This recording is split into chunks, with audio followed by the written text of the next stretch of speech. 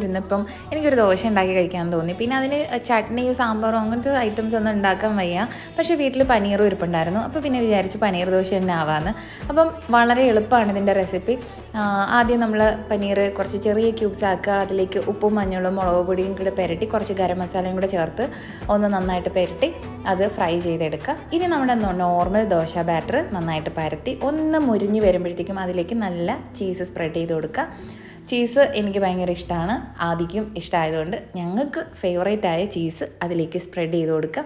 ഇനി വേണ്ടത് കുറച്ച് സവാളയാണ്. പിന്നെ മറ്റ് വെജിറ്റബിൾസൊക്കെ ഓപ്ഷൻസ് ആണ് കേട്ടോ. ഞാനിവിടെ വെജിറ്റബിൾസ് വേറെ ഒന്നും ചേർക്കുന്നില്ല. ഇപ്പോൾ സവാള ഇട്ട് കൊടുക്കുക. പിന്നെ നമ്മൾ നേരത്തെ ഫ്രൈ ചെയ്ത് വെച്ചിരിക്കുന്ന പനീർ മിക്സ് ചെയ്ത് കൊടുക്കുക.